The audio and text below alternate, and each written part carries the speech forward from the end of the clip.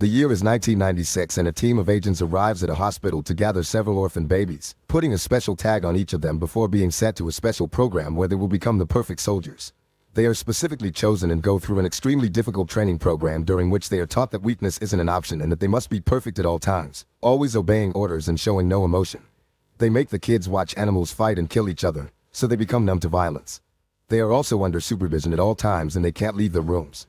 When the kids turn 8, the training of their minds and advanced skills begins. They have to be in classrooms every day and work on all kinds of puzzles and strategy problems. When they turn 12, the training becomes brutal. The kids have to run many miles each day and keep their bodies in perfect condition. One day they are running in a field and one boy falls behind because of exhaustion. A truck comes for the boy and kills him without mercy because the program has no place for weakness. The other boys aren't allowed to react either, they just have to keep running. Once the kids grow into teenagers, they are trained with guns and taught to kill every target in sight, not allowing them to ever show mercy during missions. By the time they turn 17, these boys are fully formed weapons and ready for combat, which is signaled with a special tag tattoo on their faces. The best soldier in this class is Todd. By year 2036, he hasn't failed a single mission, although he has gained many scars. He travels all over the world and even to the moon, leading the special team through brutal battles during which they kill without remorse or mercy. Todd goes as far as to kill an innocent woman just to reach his target. He only cares about the mission, not his fellow soldiers, and has never experienced normal human interaction. The commander behind this special unit is Church, who is very proud of his team's success. However, soon things get complicated when Colonel Malcolm comes to their base with a whole new unit, explaining that they are genetically engineered soldiers, almost superhuman. According to him, this means that they are better than Church's men and that Church should disband his program. Church disagrees, pointing out nothing can beat a soldier's years of experience. Then Malcolm proposes to make both units compete against to prove which is the best one. Malcolm calls for Kane to represent his team. When the test's being, Kane quickly proves his superiority. He's more precise with the guns and he can lift more weight without getting tired. During a running race, Todd goes ahead because Malcolm gives him 20 extra minutes. But when Kane starts running too, he still manages to surpass Todd even if he started much later. Church still refuses to accept this and says new soldiers lack fighting spirit, so he adds another test. Todd and Kane begin climbing some steel chains, and once again, Kane proves to be faster even if he starts later. Next, Church wants to prove that battle experience matters, so he asks for a fight on the chains. Malcolm is smug and says that for it to be fair, 3 people should go against Kane. 2 more soldiers quickly join Todd on the chains, but this doesn't make a difference. Kane's just too strong and after exchanging a few hits, he quickly kills both soldiers, throwing their bodies to the ground. Todd manages to stay a bit longer and jumps on Kane, injuring his face to the point Kane loses an eye. Kane still can fight though and throws Todd on the piles of bodies on the ground. Malcolm won, but he is still furious and yells at Kane because such an injury means he isn't perfect anymore. Thinking Todd is really dead, Church accepts the new unit, and while the older veterans aren't killed, they won't be on active duty anymore. Malcolm orders to throw the bodies out as garbage, and a giant ship carries all the waste to a planet called Arcadia, which is a planet covered in trash. During the trip, Todd wakes up, feeling scared for the first time in his life as he realizes where he is. Suddenly the ship hatch opens to let go of all the trash, and Todd tries his best to hold on yet he still falls down on the planet. Luckily he manages to survive the fall and starts exploring the area. At first he only sees waste, but eventually he notices people in rags moving around. Todd decides to follow them, but at that moment, a giant sandstorm starts to hit the area and Todd has to hold down until it passes. Eventually Todd gets out of the storm and walks into a graveyard, noticing many people have died on this planet. After some more walking, he finally arrives at what seems to be a colony that these people have built from garbage and shit parts. He sneaks around the stairs, but before he can do anything, a gust of wind throws Todd off and he passes out after noticing a bunch of kids staring. Afterward, all the people in the colony argue over what to do with Todd. It has been many years since anyone new came to this planet, so they don't know if they should trust Todd. In the end, the leader decides they'll help Todd, but Mace must keep an eye on him. Meanwhile, Todd is being taken care of by Mace's wife Sandra, who shares medicine with him. The couple has a young kid named Nathan, who is curious about Todd but they don't let him be near him. When Todd is finally healthy enough to leave the bed, he finds the family having a happy time together, and he doesn't know how to feel. Mace shows him he made a crutch for him, and Todd decides to behave for now. In the evening, the family brings Todd to the communal mess hall, and everyone feels wary of Todd because he eats a lot and doesn't speak, not to mention his soldier tattoos. When someone asks him what his deal is, Todd explains he was replaced by a better soldier, and people begin feeling more sympathetic toward him. From then on, Todd spends his time with Sandra, learning to do basic everyday chores. Sandra uses this time to teach him about the colony. This little town wasn't always here. The people were on their own ship traveling until the ship broke down and it crash landed here.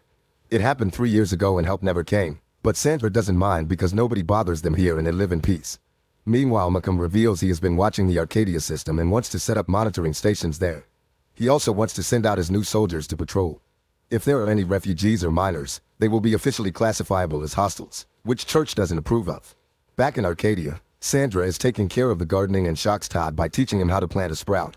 Suddenly a snake comes closer and Sandra immediately kills it, explaining they can be dangerous. One bit Nathan once and he was sick for a long time. He is better now, but he can't talk because of it. Sometime later, Todd goes out with the men to salvage things from the trash. Because of the weather, they all keep chains connected to their belts not to get lost. Unfortunately, a really strong sandstorm hits the area then, and a man gets trapped in the wind. The guys start pulling at the chain before their friend is blown away into an old machine, but they aren't strong enough to defeat the wind. At that moment, Todd joins in and begins pulling at the chain, his strength alone enough to save the man from the storm. During the struggle, someone drops a weapon and Todd picks it up, but the men immediately ask for it back while thanking him for his help. A ship flies above them and Todd gets curious, but Idas explains that the dumper ships just drop garbage and leave without making contact. Days pass and Todd gets used to life in the colony, working with the men salvaging the trash and with Sandra on the chores. One evening, Todd's so distracted by watching Sandra that he accidentally cuts his finger and he doesn't even notice the pain until Sandra takes care of the wound. She wonders what soldier life is like, and Todd explains he's always under discipline, which makes her hug him for comfort. When Christmas time comes, the colony throws a huge party. Todd's doing well until some crackers go off and Todd mistakes them for gunshots. This triggers his PTSD and he begins having flashbacks of all the horrible training he went through. Fearing what he may do, Todd goes to hide on the roof and watches the party from afar. The next day, Todd tries to keep down his violent training by punching a bag. However, this continues to bring back lots of brutal memories filled with death and destruction, including the time he had to kill a child. At that moment, a man comes closer to give Todd a gift, but Todd is still caught in his memories and can only see an enemy, so he pushes the man down by the throat.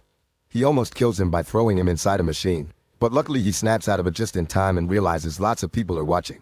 Now everyone's getting wary of him again, especially when he keeps punching the bag until his hands bleed. This brings up another memory of him being in the classroom and beating up a fellow kid as his teacher reminded him he mustn't have mercy. Sometime later, Todd wakes up to find Nathan nearby, showing him that he solved a puzzle. At that moment a snake shows up and Todd tries to teach Nathan how to kill it, but Nathan is too afraid and freezes. Todd immediately jumps in and catches the snake, but he doesn't kill it. Instead, he asks Nathan to try again. Suddenly Sandra and Mace arrive and kill the snake while they scold Todd for putting Nathan in danger. By this point the colony has had enough. They tell Todd he'll never fit in and that he's becoming too dangerous, so they kick him out. Todd gathers his things and walks away, shocking himself when he cries for the first time ever. Soon after that, Sandra and Mace are sleeping peacefully when suddenly a snake gets on the bed. When it's about to bite Mace, Nathan shows up and bravely kills the snake like Todd taught him. Mace realizes that Todd had been right and rushes out of the house to look for Todd, finding him hiding in the trash.